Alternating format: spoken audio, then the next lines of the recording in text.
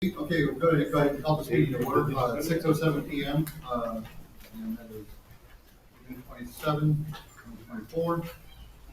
All right, thank you everyone for coming out for our special meeting. We're going to be having a little bit of a different agenda, as you may or may not be aware. It was posted, roughly 2 days ago.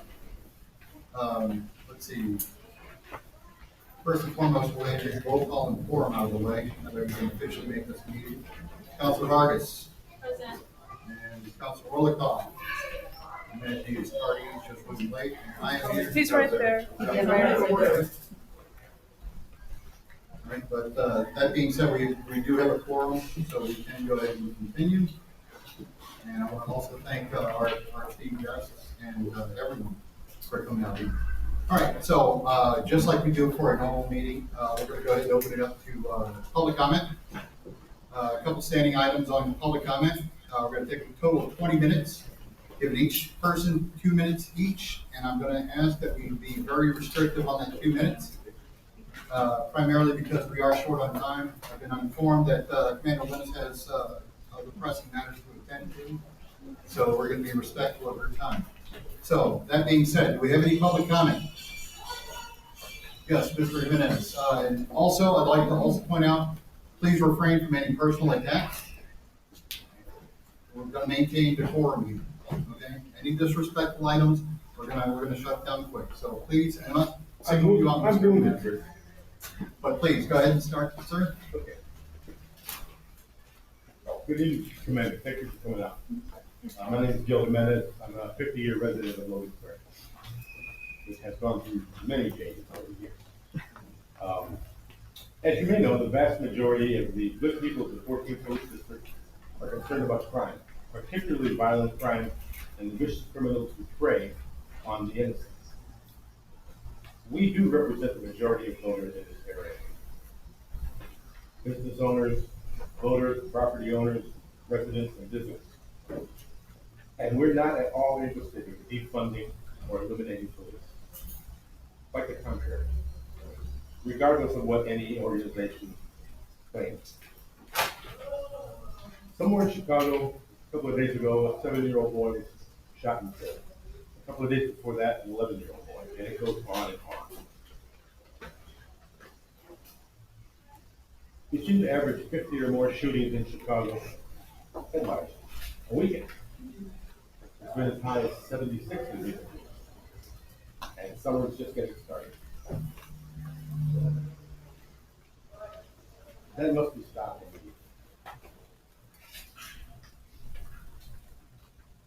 The murderers keep getting younger and younger, some as young as 13 now. Perhaps there is some way through programs and whatnot to intervene in the lives of those youngsters, the ones who are under 16 years old. But that'll take years. And we simply cannot wait years for the bloodshed to end. The older killers must be stopped immediately. Thank you, Mr. Jimenez. Time is up. Thank you for your comments.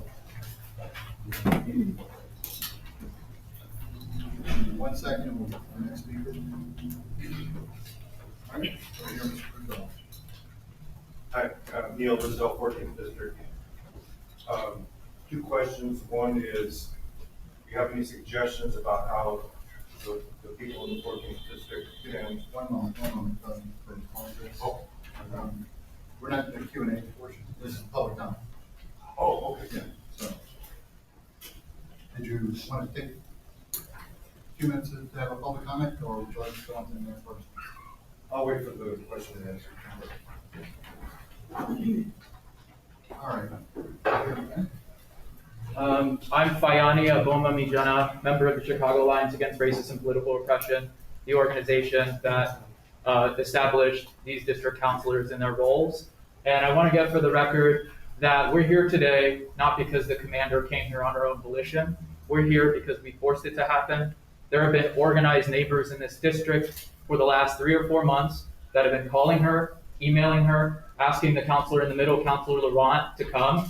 And all they've done is push us back. But thankfully, through our pressure and the help of Counselor Vargas, we were able to get the commander here today.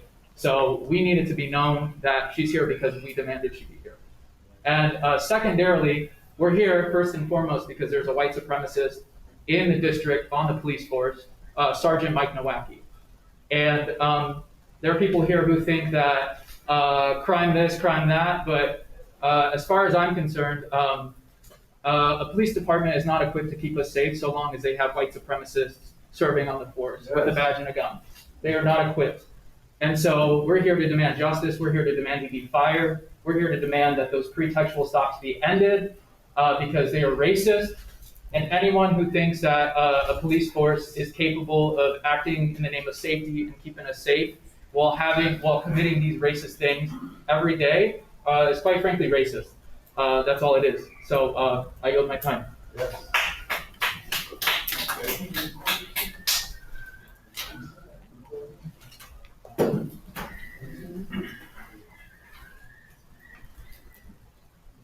All right.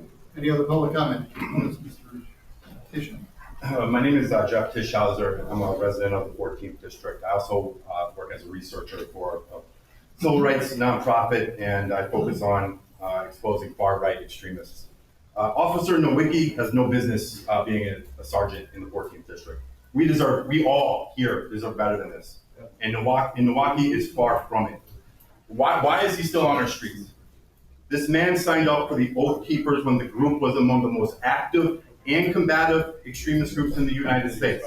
The Oath Keepers existed because LEOs thought a black man could not uphold the oath of the Constitution as US president. The Oath Keeper website at the time Nowacki signed up, was full of extremist material, and I can prove it because we have receipts. The BIA investigation into Nowacki's association with the Oath Keepers is fundamentally flawed. I was an author to the letter that SPLC sent to the mayor and your boss, Superintendent Snelling. 5 alders and a community group signed on. In that letter, we list several concerns about the BIA's investigation, including several of the accused claim that they signed up to the Oath Keepers after looking at the website. It does not appear that BIA ever looked at archived versions of that website. That's ridiculous. Other officers claim to have joined the group after learning about it from a fellow officer. BIA never contacted that officer who told them about the Oath Keepers. BIA never contacted outside experts. Nobody at the ADL who found the list, who found Nowacki, nobody at any other community group. BIA's reports also appear to ignore how the Oath Keepers associated with the groups, which Nowacki admits to, right? And that includes in going out to gun shows, going out to shooting competitions, and SPLC, the alders that signed our letter, never heard back from the mayor, which is ridiculous. We never heard back from Superintendent Snelling, which is ridiculous. And the 14th District, the city, deserves better than this. Thank you for listening.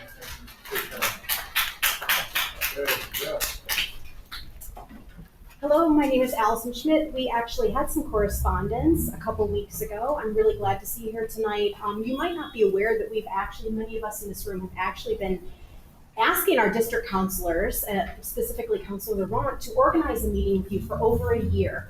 And it was when that failed to materialize that I reached out to you personally. You sort of engaged a little bit in email correspondence with me and then kind of reverted to, you have to go through Councilor Laurent. So I'm really glad tonight's meeting is happening. And I'm concerned about many things. And I have several questions, but I will hold those. But I'm just going to start with some stats here. So based on Impact for Equity's report on Chicago 2023 traffic stops, which were released a couple months ago, the data shows that pretextual traffic stops are disproportionately affecting Black and brown drivers in Chicago. Black drivers are 6 times more likely to be pulled over in our city, with Latino drivers being twice as likely to be pulled over for a minor traffic violation.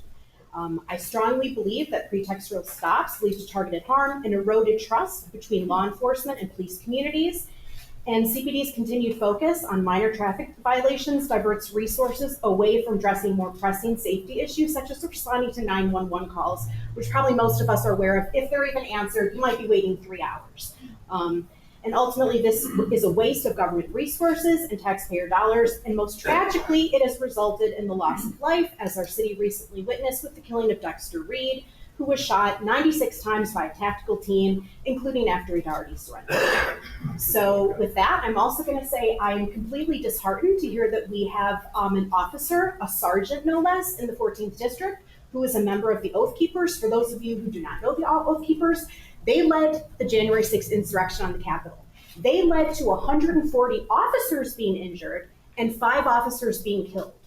A sergeant is a source of authority, probably should be leading by example, and membership in the Oath Keepers is highly problematic. Any other public comment? Yeah, mine's gonna be really short. Hi, I'm Sally Heyman. I've lived in Logan Square for over 40 years. I've been going to CAPS meetings since the mid-1990s, and I have hardly missed a beat. I was in 1431, I'm now in 1414. I supported the department in many other ways, National Night Outs, a few other things,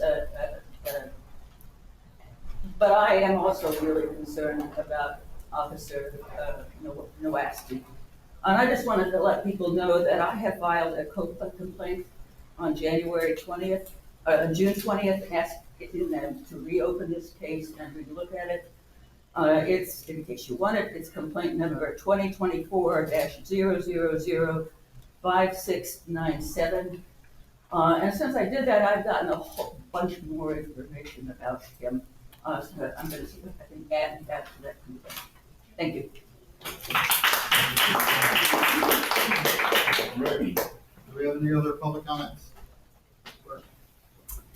Hi, my name is Adam Burke. I'm a resident of the First Ward, and I also represent the 14th District Public Safety Committee, which is a group of volunteers who are interested in reducing crime in our area and finding ways to help the police be more effective at doing that.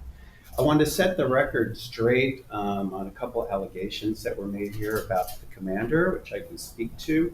The first one is that, yes, it's true that some people, including me, were asking as early as July last year to hear what the police are doing about reducing crime in our area.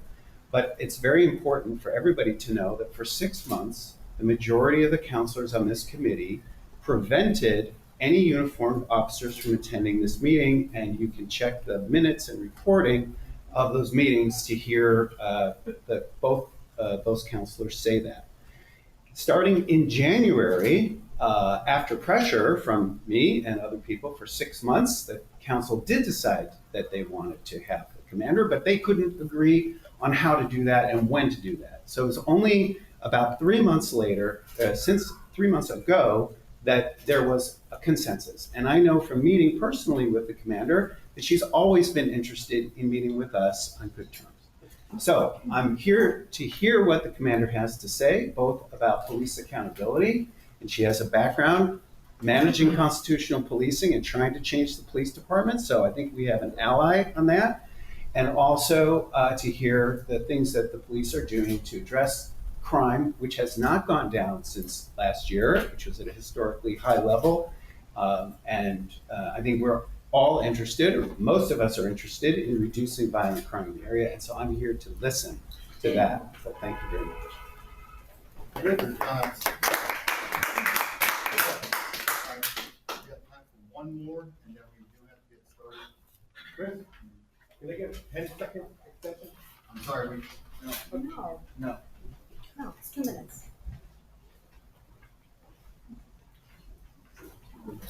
Next, Neil Risdell, 14th District.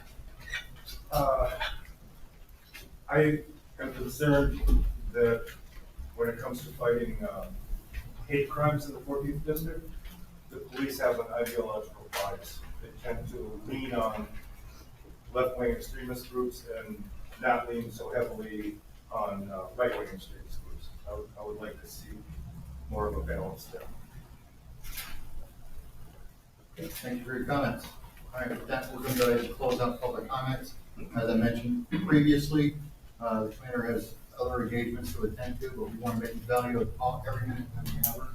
So that being said, first and foremost, I'd be remiss if I didn't mention Our Deputy Director for District Council is here with us tonight, Mr. Damon Smith, Reverend Damon Smith, I should say. If you got your hands on one of these brochures, they're free to take home. You can read a little bit about him. But our focus tonight is Commander Linus, who sits to my left. I'm very excited to have her not just as our commander here, but as our partner moving forward.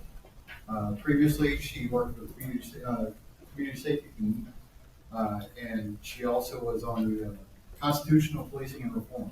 So this is she's also got a law degree. So like I said, I got a little write-up about her in that brochure as well. Without further ado, I introduce Commander Linus. Hello, everybody. Thank you for so yes, a little bit about my career. I've been on the department for almost 25 years now.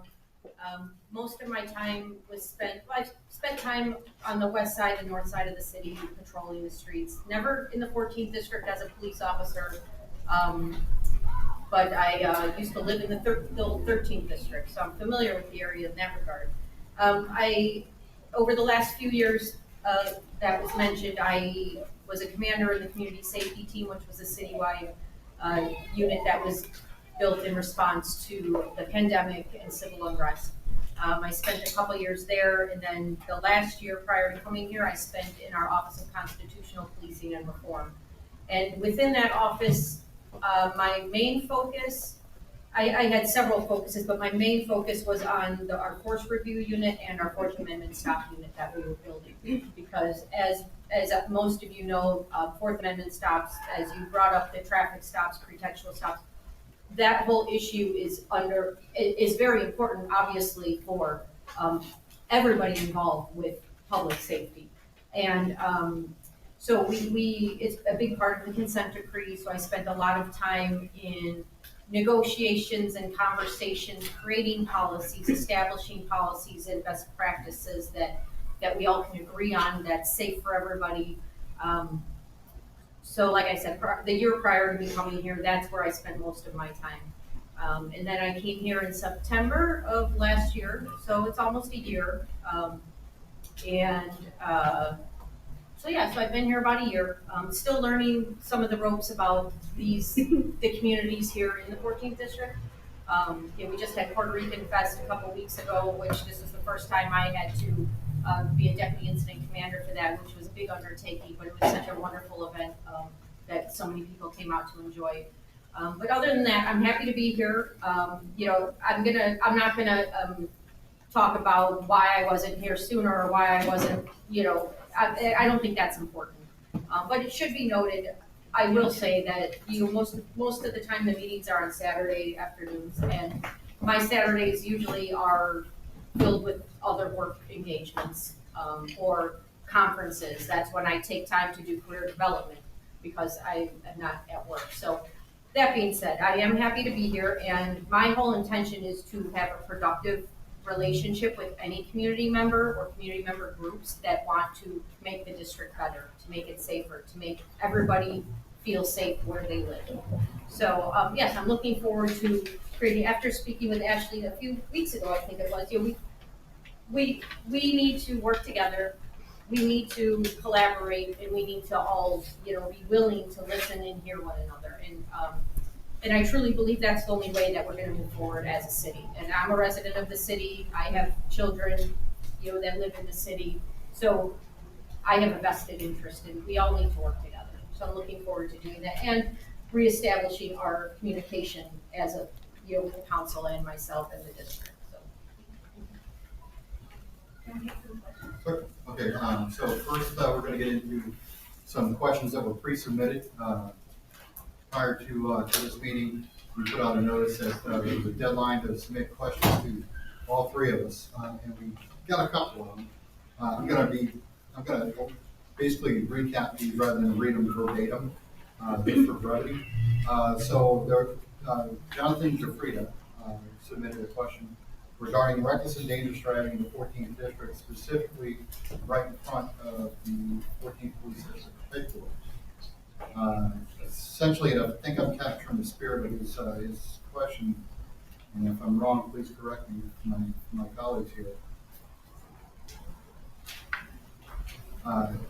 Basically, what they're asking is what you're gonna do to enforce the basic traffic safety laws to the degree needed before the pandemic, like ticketing and arresting or impounding mostly reckless, dangerous drivers. So, one thing that we do, because traffic stops are a contentious issue, when I do meet with community groups, a lot of them will point out troubled areas in their, community that they would like a little bit more focus and enforcement, whether it be people driving through stop signs near a school, and then we will set up and we will do more enforcement there. You know, we are strapped for resources and we have calls to answer, so we cannot focus on every single problem area. However, being that this problem area is pointed out, and I'm assuming, if you're sitting right in front of the station, I'm assuming it's the two crosswalks. One thing that is district-wide, an issue district-wide is most crosswalks have those yellow or greenish signs indicating that there's a crosswalk, but I think we're immune to them because they've been there now for a while. So I want to reach out to whether it be the Alder People's Office or some other city service, that is there something we could do if we determine that that's a problem area, maybe we could create another, either put lights around those signs, something to catch people's attention, because as we all know, when we drive to work the same route every single day, you're almost in a trance and you're not even thinking or seeing what's there. So I'm thinking that might be one way that we can do that. But as far as enforcing the traffic laws, we'll do what we can. The thing is, I don't think that issuing tickets is necessarily the only way to gain compliance as far as traffic violations. I'd rather not, put a ticket on somebody that now they have to go to court, they have to pay a fine. This might impede their ability to go to work. And, so the officers use their discretion when they do issue ticket citations and not. So, again, we'll do what we can, where we can, and knowing that we have a specific area, if anybody else has specific areas, please let us know. You can reach out to our CAPS office and we will determine how we can best, focus on that area. Thank you, Commander. Okay, Mr. Adam Burke had submitted 4 questions, but we're gonna cut it down to 2, and that's primarily a consensus because these are more related to the community than an individual incident. So, Mr. Burke asks, can you provide an update on the clarification of arrest data reported monthly by the Cook County State's Attorney's Office, saying that fewer than 3% of the robberies in the 14th District in the past 3 months have an associated arrest. So I think that is what he's getting at here, and please correct me if I'm wrong, only 3% arrest rate for some of these more serious crimes. Yes, so this is tricky because this is Cook County State's Attorney's Office information and the way they're pulling numbers. Now, the question specifically asks, their arrests for armed robberies in the 14th District. Their data, I'm not sure if it's including arrests made by the detective division or arrests made for somebody that may have committed a spree. So let's say 4 robberies in a row, maybe 2 in the 14th District, 2 in the 25th District, and the only charges that they can approve are for the 2 in the 25th District. And maybe if I could take a moment to explain how charging actually works. If we arrest somebody, if somebody commits a crime and we arrest them, we take them into the station. We can't just say, okay, you're getting charged with armed robbery, we're gonna put you in jail. There's a kind of a long process.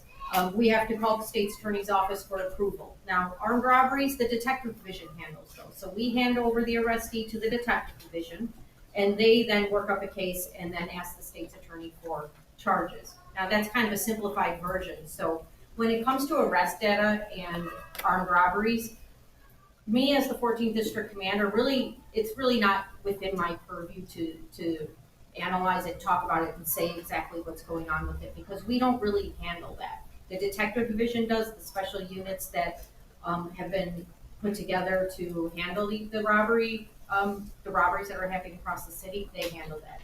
And in dealing with the state's attorney's office, again, this doesn't include any juvenile information as well. And now a lot of the robberies are being committed by young people, juveniles.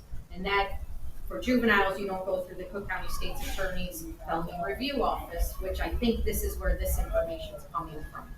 So I think I know they tried to provide, or not that they tried, but they did provide context in here, but I think without really descript context, I don't think I can answer really any of your questions about that data. I don't want to mislead anybody. I just want to say that, you know, I know in the 14th district, in the last 28 days, we had 14th district personnel have not had a robbery arrest.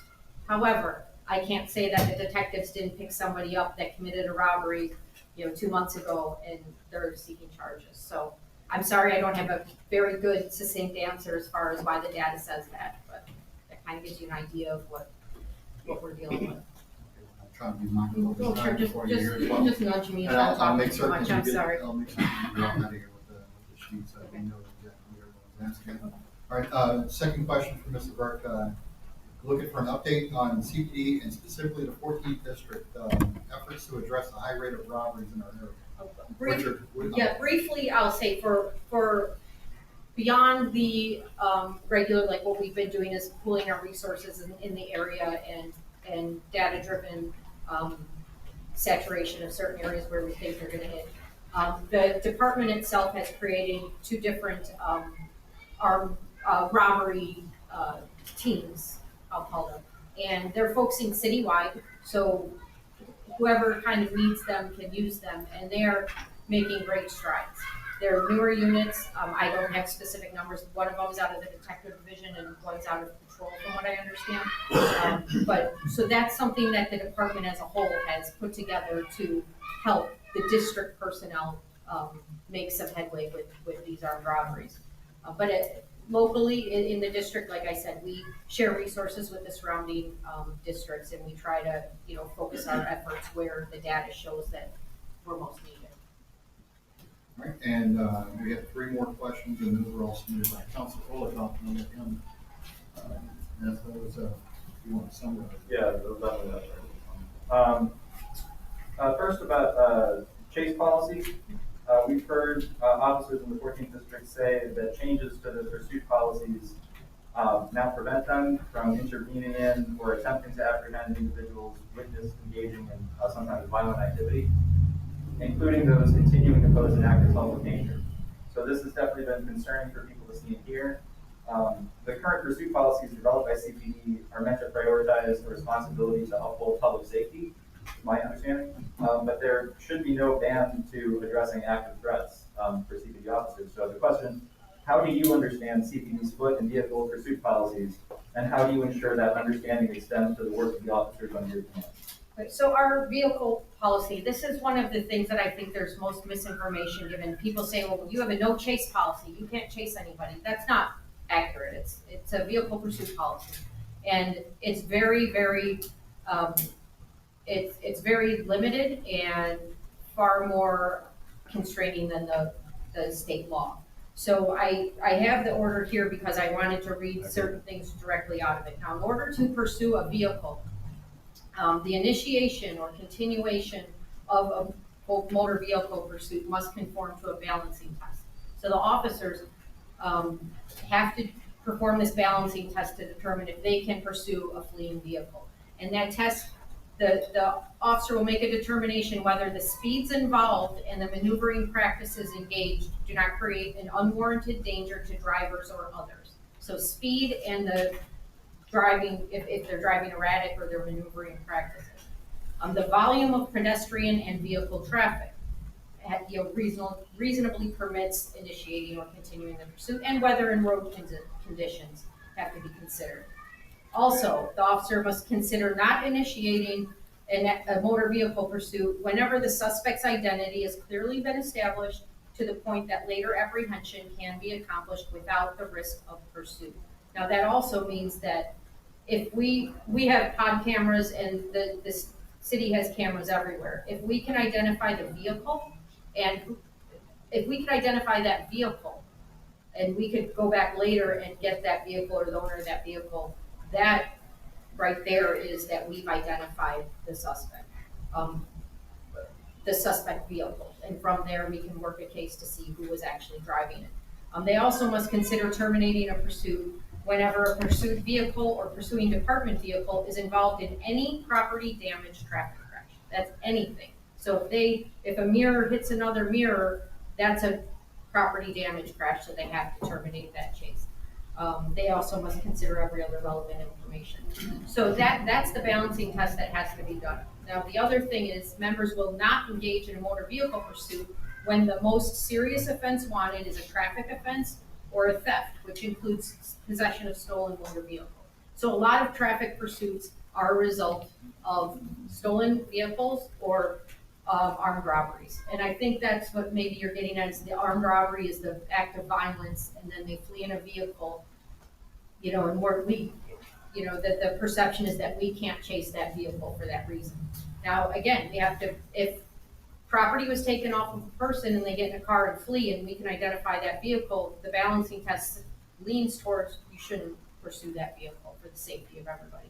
And the other thing in this district, as you know, many of our main thoroughfares like Milwaukee Avenue or California, it's very congested. It's very congested. It's very dangerous. There's a lot of people on bicycles, on skateboards, on other those crazy things with the two wheels, and they're standing up like Unicycles. yeah, pretty much, The scooters. the scooters, or even the ones without any handles. I don't know how they do it, but it's very dangerous to drive at a high rate of speed and maneuver. So safety is the main concern. Safety of the community and the officers and those people driving that fleeing vehicle is the main concern. So again, another thing to note is that all of our policies are available online to everybody. So if you want to pick apart our 11-page vehicle pursuit policy, it's very helpful because it does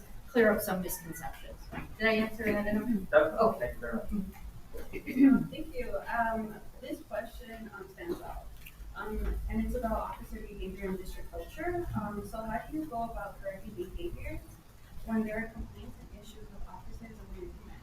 So the complaint, our complaint policy, there's a protocol that we follow. So if somebody comes into the station or on the street makes a complaint against the behavior or actions of one of my officers, there's a protocol that we follow. We initiate a complaint register, a complaint register.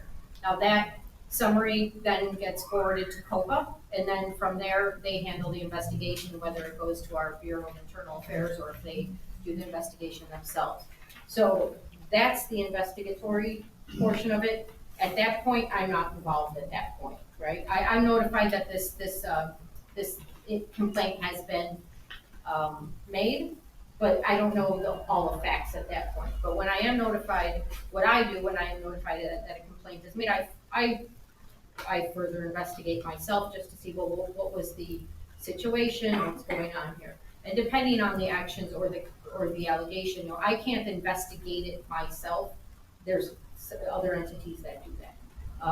Now, as far as you mentioned, like the culture and of the state of the district personnel, I mean, that's something that we have roll calls every day before every watch, and that's something that if I'm not there, I expect and encourage the lieutenants that run those roll calls.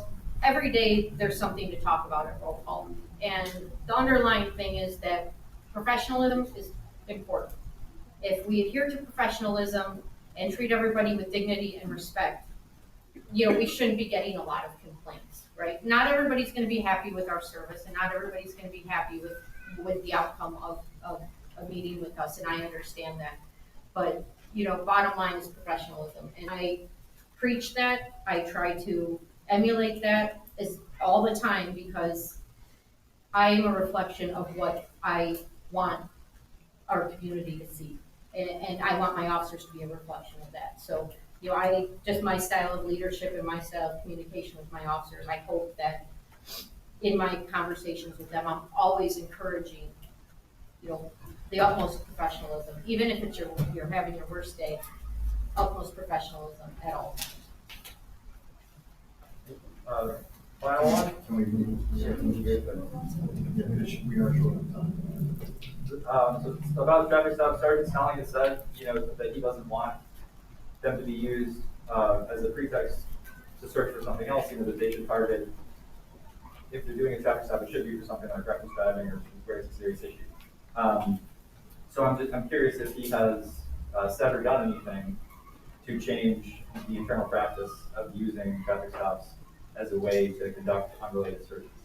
So I'll preface this by saying that the topic of traffic stops is pending litigation, so I can't comment on pending litigation. However, what I can say is that superintendent has repeatedly said publicly that traffic stops and investigative stops should be conducted in a constitutional manner.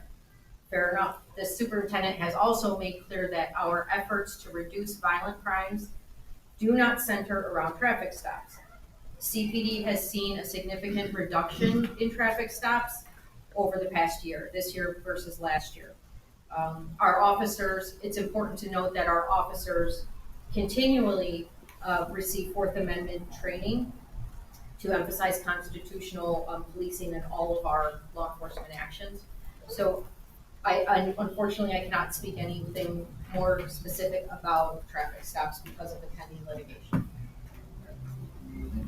Okay, moving into our final portion of our meeting. I'm going to do open Q&A. So, as mentioned previously, the public comment, please be respectful. And please keep your questions down to one question at a time. When you get through the entire room, we'll get you another question. Trying to be mindful of the commander's time. We got about 15, 20 minutes left for so let's go ahead and get that started. Do we have any questions for open Q&A? Mr. Rizzo. Yeah, you got a law degree, right? Yes, sir. How is that impacting you in your everyday activities? You find that to have been a benefit to you? I think yes, definitely. I think it's a benefit.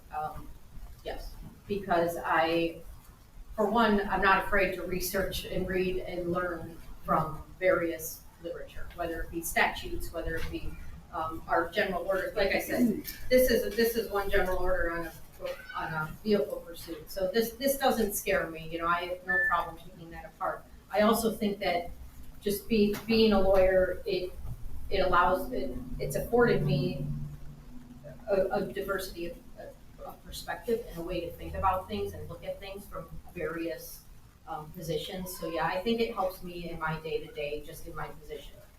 Whether I'm dealing with complex policies, whether I'm dealing with complex issues within our discipline system or whatever. Yeah, I do like that I have that experience and that education. Yeah, I want to follow up on that pretextual stops just a minute. I had some more questions regarding the 14th district and how you're implementing those now. How many officers are doing those traffic stops? Is there a quota?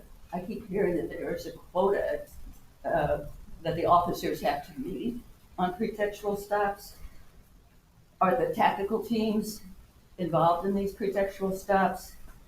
And I'm sure you don't have it now, but going forward, we would really like to see workforce allocations and how officers are allocated in the 14th district. As far as workforce allocations, I cannot discuss that publicly. It's just a department policy and safety issue. But back to the pretextual stops, again, because that whole topic is part of pending litigation, I'm not allowed to comment on that. Nothing at all. No, without my general counsel here, I can't. I mean, I will say that it's hard to say what you said that those that are performing pretextual stops. I don't know. I mean, I don't even know how to answer that because just because you stop someone for what would be considered a petty offense doesn't make it a pretextual stop. How are they reported when they do have it? Again, you can't comment on it. Ms. Schmidt. Can you comment on where the tactical teams are operating in our district? Where the tactical, so I could generally comment on all of our deployment of resources is based on data-driven analysis. You know, we have a lot of data-driven, we have a lot of data that we pull that we then use to allocate our resources or to deploy our resources to. So it changes day to day, that's the thing. It changes day to day, depending on what's going on in the district, what events are going on, what, if we have, you know, we haven't had robbery sprees lately in the last several weeks or months, but when we would analyze that data and that of the surrounding districts, and we would kind of analyze where we think those sprees are gonna happen.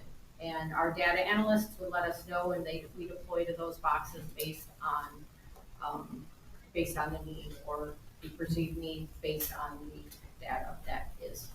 I'm not a data person, but these analysts are so skillful at looking at every little aspect of these crimes that are occurring, and then they tell us where we think we should go. So it's based on historical data. What do you mean? So you just said it's based on, you look at like a history of like maybe where crimes have occurred, and then you would say, okay, it looks like we've got maybe a hot spot here, or we know that something's going on, so we're going to deploy. Yeah, it's that what you based mean? on whatever data is available at the time. So I'd love to know more about the data, Okay. but you did say that's yeah, your that's, métier, which that's I not understand. as the 14th Is there district any- commander, I'm not analyzing the data. Is there myself. anywhere where question to you, citizens can find this data? My question wasn't fully answered, so which I understand Yeah, why, I I'm mean, just trying so to. on our website, we do have a strategic initiatives division that puts all our data out Okay. there in dashboards. There's Okay. many dashboards that you as the public Have can access to. Yes. Okay, thank you. I would play around with those because you could put in different variables and it'll give you. You can also get citywide data to follow up on that. So you just get the 14th, 12th, or the citywide data, and that's what. Yeah. Okay, next we have Fiani. So my question is about Nowaki. I don't know if people know the investigation into these officers with Oathkeeper ties. Only the officers were interviewed, and the longest interview was 45 minutes, and then the BIA shut the investigation. So, Commander, can we get you to commit to firing Nowaki? Like, do you take issue with the fact that there are people on the force in this very district who have ties to the Oathkeepers?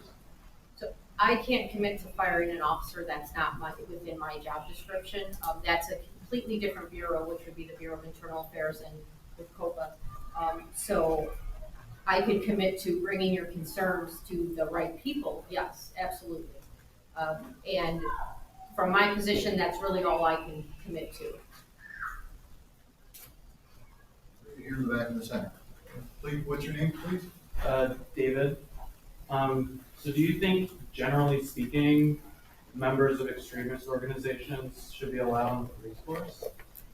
Well, I can speak to what our policies and general orders state and allow. So, you know, if they're in conformance with our rules, regulations, and general orders, then, you know, I would say that yes, they could be on our police department. But that's all I can speak to as far as who can and can't be on our department. You know, we follow our rules, regulations, and department orders. So this is from a Facebook post in November 14th, 2020. Mike Nowaki wrote, 2020 sucked for everyone, but in addition to that, on May 26th, my alcoholism and poor decision-making led to me being removed from the SWAT team. So Oathkeeper ties aside, does a Facebook post like that, written by an officer under your command, concern you? Yes, anything like that is concerning, and again, things like that go through a specific procedure that's already established, and that would be through our Bureau of Internal Affairs. So it's admittedly poor decision-making, you don't have any control over sort of what happens with that? As far as his poor decision-making? Well, I mean, he admitted Yeah, I mean, that he's making poor decisions, and so as his commander, I would think there would be sort of an extra level of scrutiny. Yeah, I mean, I've never seen that post, but if that's something that, if, you know, you're bringing to my attention, I'm going to let our Bureau of Internal Affairs know that that's been brought to my attention, because that's the next step that I would take if somebody brings something to my attention that one of my officers is doing something that is concerning or illegal, or, that's what I can do. But I don't know if that's already been part of that investigation, if it's been. I don't know why. I don't know. I'm not familiar with that investigation. I had nothing to do with it. That was before my time here in the 14th district as well. So I apologize. I have no background to it. But I will bring your concern to BIA in the event that that was missed. And just for documentation, what was your name? Raven, Great. Thank you very much. And what date was that? November 14th, 2020. All right, any other Q&A? Okay, Mr. Tischauer. Thank you for joining us. I get a little heated when I talk about this. So I have law enforcement in my family. We know that Milwaukee is a outlier, right? We know that the vast majority of CPD officers want to do best for the city of Chicago, right? So there's still like that decision by BIA to let this guy off. That breaks down trust between your work in the Office of Constitutional Policing and communities like ours, right? So can you explain why we should trust any person in your position when an officer like Milwaukee is allowed to patrol our streets? Well, I mean, that's completely up to you whether you want to trust someone or not. However, I have nothing to do with that investigation. I am one member of a larger department. I have rules, regulations, general orders that I must follow, right? And then on top of that, I have my own personal style of leadership, of management, and everything else. So I would hope that you can trust me that I'm being honest with you, and I will do what I can within the rules and regulations of the Chicago Police Department. Now, I'm not here as the private citizen Melinda Linus. I'm here as the commander of the 14th district that was given this authority by the superintendent, and he trusts me enough to sit here and speak to all of you on his behalf, on the behalf of the city. Now, again, it's completely up to you whether or not to trust me as the commander, as one person. That's a big part of a bigger organization. And, in any big organization, any big company, obviously there's going to be outliers. There's going to be, decisions made that not everybody agrees with. And, we do our best to navigate that because each community is different as well, even within the 14th district. So I have to, keep that in mind and know, how can I get the best productivity and the best efficiency and effectiveness out of the group that I'm speaking with and want to engage with and want to go forward with. So again, I hope you trust that I'm being honest and open and 100% true to myself and also true to the department and the rules and rights that I've sworn to follow. Hi. I just want to also speak to this on Sergeant Nowacki because I heard of some of these concerns. I've come to probably one of two of the district council meetings, but I'm hearing even more, which makes me further concerned by coming here. I came here to hear your responses, and I'm hearing from my fellow neighbors issues that are causing even more alarm. Like many districts in the city, we have a very diverse district, and that is obviously not only racial, but also sexual orientation, ability, religion. Every area of identity that someone from the Oath Keepers would have cause to treat unfairly and discriminate to the point that could be violence or death, which is really very concerning. And I understand within the confines of the police system that you're not able to share more information or that it has to go to BIA or COPA. So my question is, asking another question around what you are able to do within your role, is this something that you are talking about? If you are also concerned about it, are you bringing this to meetings with other commanders, with the superintendent, and so on, so that there are probably others, and if something were done, someone shouldn't just be transferred to a different district to continue to police? So as to your question, am I discussing this or bringing this to other? Today is the first day I'm hearing the entire story of this being a concern to this group. So Really? I say that meaning You haven't had other concerns brought to you by residents of the 14th about district this about this particular issue? officer. Yeah. No, this all happened before I came to the 14th district, so maybe that's why. And then once an investigation is being handled, I'm not handling that. I don't see anything about it. I'm not part of it. So, even prior to me coming here, I knew there was something about an officer, but I had no name, nothing. So I didn't know what this was about. So again, yes, but like I had said, I'm gonna bring that Facebook post that you mentioned to my chain of command. And beyond that, yes, obviously this is a big topic of concern. So what I'm gonna do, because it's what I do professionally in my role, I am just gonna forward this information down the line to see, okay, where do we go from here? What can we do to answer some of the questions that the community has? Because I can't answer them. I don't know. Was not a part of it. Just clarify, it's not about the Facebook post, it's about the fact that he was removed from SWAT for alcohol. Yeah, see, I don't know if that's Whether true he or posted, not. wherever he posted it, I Yeah. mean. Yeah, I don't know if it's For the true or not or context. anything, so I really can't speak to any of the truth of the matter asserted, so I don't know. And I think we've got time for one more question. That's going to be this gentleman all the way in the back. Remind me your name, sir? My name is Daniel Hahn. I've been a resident of 14th District for more than 10 years. I work with data professionally and often see how misunderstanding data points will affect policy and decision making. Insufficient data is equally as problematic. Last year, the Office of the Inspector General released a report examining 911 response times by CPD. It alleged systemic failure of officers to mark themselves on scene when responding to calls. Quote, in more than half of the instances, the police are not reporting the time that they arrive on the scene of the emergency. And that means that we cannot adequately assess response times because CPD's data is incomplete. So given that, I'm wondering what data do you use to ensure you are allocating your officers where and when they will be most impactful? What data are we using to allocate our officers, basically? Is that, okay. Yeah, I'm not a data analyst, so I can't give you a good succinct answer on that. I could find an answer for you from our data personnel. I suppose that if you speak to the process, it seems like maybe there aren't sufficient processes. I mean, I can talk about the process from me as the district commander. Let's speak generally. Obviously, I manage all of the manpower within the district. So each watch is broken into a certain number of officers.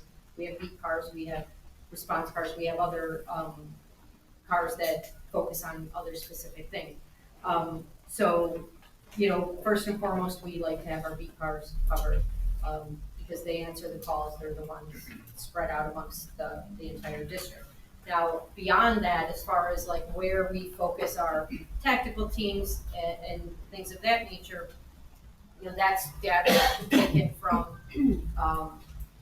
crime that's happening. And again, I'm not a data analyst, so I'm not going to give you the answer that you're searching for, and I'm not going to pretend and fumble through it any longer because I think it's wasting everybody's time. However, if you wanted to give me a nice question typed out, I will give it to a data analyst and get you something reasonably soon. Sure. Fair enough. All right, this is going to have to be the last one. I'm sorry, because I'm trying to make certain. Okay, we got 5 more minutes. I mean, yeah. If I could ask a follow-up to that question, would that be available for us to review as well? Yeah, and this may be online as well on the CPD website, as far as you could pull up all the data portals, and it probably tells you exactly where the data is being pulled from. So, yeah, all that would be public. Yeah. Because we collect that data as well, but it seems to be that the commanders have more rich data and newer data that we have access to the general public. So I'm not sure about that. yeah, I don't know. The data I'm given is from our, you know, CompStat unit and our strategic initiatives division, so, and then, yeah, so I'm not sure. I'm not sure if we have any more or not. I can look into that. Sure. We know that the consent decree was put in place because of bad behavior by CPD in the past, unconstitutional policing. So since that was your responsibility immediately before coming to the 14th district, could you give us more detailed understanding of what does the Office of Constitutional Policing Reform focus on? What are the challenges that you were facing, and why have we only achieved 5% of the consent decree so far? Okay, so I've been out of the game for now almost a year, but the consent decree is a large document requiring many, many, many things for the department to do. Now, we're a very large department, so I think one of the, and there's a whole process to get things done as well, which is slow moving. For example, to change one of our department policies, it takes quite a long time. A lot of people are saying, well, why can't you change that policy? It's not that we can sit around the table and say, okay, let's change it to X, Y, and Z, and here we go, we're done. You proofread it and let's get it done. It goes through many, many, many levels of review, including public review. Everybody has a chance to comment on any of our new policies, which is very important, I think.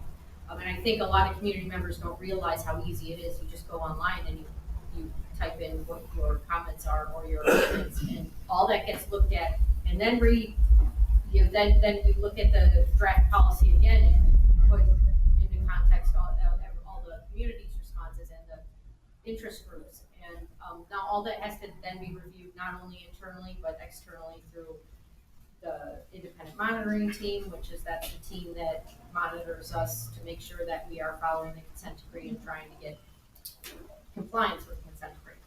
So there's a lot of hoops to jump through, and I think that is, it's hard for an agency this large. So I'm sorry, I'm missing part of your question, but. The priorities that you Yeah, so I had. mean, the priorities so again, my focus was on Fourth Amendment and force review. So that was my own focus. Now, there's many different focuses that other people are focusing on as well within the Office of Constitutional Policing and Reform. So all I could really speak to is the force review and the Fourth Amendment. And we had a lot of issues, but a lot of it is negotiations and I was doing that for months. We were negotiating Fourth Amendment stops, and it's still going on, so. Back to the data question. Are you saying that you assign officers to certain locations based on data, but you don't know where the data is coming from? No. So we have a data analyst assigned to us, right? So they are taking data. This is not my question to answer. I don't want to fumble through this and waste everyone's time. So when you say where the data is coming from, I guess another way of saying it is someone just handing you this data and you're making decisions based on what's handed to you from this person? No, it's all being explained to us. We have briefings. Well, I hold briefings now twice a week within my district, and then we have area-wide briefings as well, and then we have a city-wide briefing on Wednesdays. So all of this data is being compiled by the statisticians and the data analysts, and then it's being explained in these meetings by various people. So like every Wednesday is our CompStat inspection meeting. So what that is they go through all the data from your district, the crimes, compared to last year, compared to the 7-day, the 28-day, and that's where you look to see if there's trends and issues, problems. Maybe we're missing something. So when you see it all out there and you start discussing it and then collaborating, that's when you kind of make your plans as to what you can do. So somebody's not handing me this big book saying, here you go, make your decision. We have briefings and we have these meetings to decipher what's best. And now I report to a deputy chief who's in charge of an area, so he has 4 districts. And he's very involved in looking at all of this, and we discuss it all, because just because something's happening in the 25th district doesn't mean it doesn't affect us. So it's important that we share our data and share strategies and policies, because that's how we actually get better. And I have to make this insist that this is the Sure, yeah, last I one. just want to add to that, this may help for those of you who have questions about how data is used for resource allocation. My name's Claire, I live in the 47th Ward, Matt Martin is my alderman. He wrote the ordinance for the workforce allocation study. And there was a data analysis group called Matrix Consulting who was hired by CPD to conduct the study. It's gonna take about a year. But CPD is required to provide quarterly updates on the allocation study and how the resources are being deployed. So I suggest if anyone has questions about resources and how they're being allocated, contact Matt Martin's office because he wrote the ordinance to get that allocation study passed. And so we need to hold him accountable too for keeping us updated. So he might be a good resource, as well as my 19th district council. They worked with him to get that ordinance passed. So those are some people who might be able to answer those questions. Thank you. And I'd be happy if there's another meeting, I could bring an analyst or somebody that can speak and give you a better. Give you the turn. Give you the turn. All right, quick question. So, we had to fight to get to this meeting. Can you commit to meeting with these district councils upon request, so long as we give you adequate notice? Because I think this sort of dialogue is really important for transparency and accountability. Can you commit to that? Oh, I will commit to, yes, the communication is opening up between the counselors and myself, yes. I'll commit to that and commit to future meetings, yes.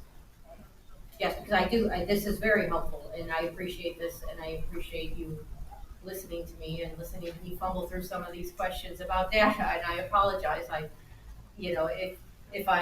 I knew that there'd be data heavy questions, I would have definitely brought a subject matter expert. That's not my expertise, but. Thank you, Commander. Okay, with that being said, with respect to the commander's busy schedule, we're gonna go ahead and let her go and get out of here. But before we do that, I'd like everybody to give a round of applause.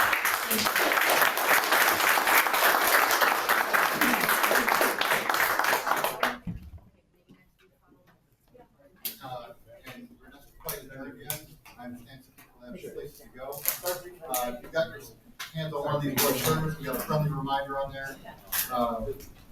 July 6th is our regular monthly meeting, and we will have a presentation of OEC, and that will be taking place at 1 o'clock on Saturday, July 6th, 30:30 West 4th. Thank you.